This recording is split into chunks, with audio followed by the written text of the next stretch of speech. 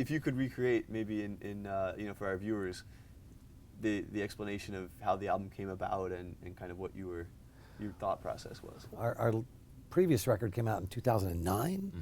Yeah. so it's a long time ago. If you're thinking they haven't done a record in a long time, but we've recorded so much stuff since then, and I mean, people forget that all during 2011 and into 2012, we were putting out sometimes 3 or 4 new tracks every month in these obscure, freaky, sometimes disturbing packaging. The one song that was probably the peak of our insanity would be the song it goes for 24 hours, and you can only get it packaged inside of an actual human skull. And then that would be probably the ultimate limit of like, what are we thinking? Because even when we got done with that, a month afterwards, we're like, what were we thinking? Oh my God.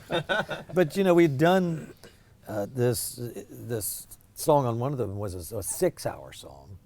And I think while we were making the 6-hour song, you get, this kind of irrational delusions of grandeur is what you want. I mean, who wants to talk to some artist that just is playing it safe, And I think we at times we literally thought about making a song that could last a month. Realistically, between us. I don't remember any of that, actually. I remember, George and I talked about it, it's like, oh yeah, we could probably do that. Then it would be like, well, maybe not a month, but definitely a week, and we could, and just like, of course we could do that, and we started thinking like, how would we package it and how could we record it and stuff. And then, we felt as though the compromise, the sort of dumbing down of the thing was to just 24 hours. Yeah, 24-hour song. And of course, it's in a human skull, and we couldn't get very many of them, so we had to limit it to 13 or so. 13. 13 actual human skulls. And so, how do you go from the 24-hour song to this album? Perhaps to the outside world, we made this record in 2009, and then sat around and smoked pot or whatever. I don't know what they think we do. And then we put out this record now in 2013. It's like, my God, it's such a weird record. But for us, we've done much weirder or much more unconventional or whatever. And we don't ever think of it as like there's a Flaming Lips sound. I mean, the sound is, it's just whatever we want to do.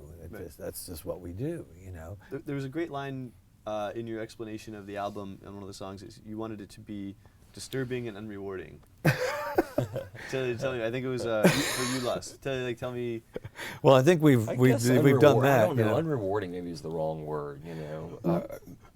Almost like this is going to go for a long time. There's not a big payoff. I'm not sure if that actually makes sense. Yeah, or it's in some way. It reminds me of some of the movies that David Lynch would do or something where this is going to happen and this is going to happen. And your mind starts to go ahead of the situation think, oh, well, then if that's going to happen, maybe this is going to happen. And you end up sort of in this perpetual state of like, oh, well, it didn't happen like I thought. And, it kind of leaves you ambivalent, which is a great feeling too. We don't always want to just go crescendo up and it's touchdown, orgasm time. Hello, Touchdown, orgasm time. A lot of music you can, it's got a momentum that you can play with that goes to that.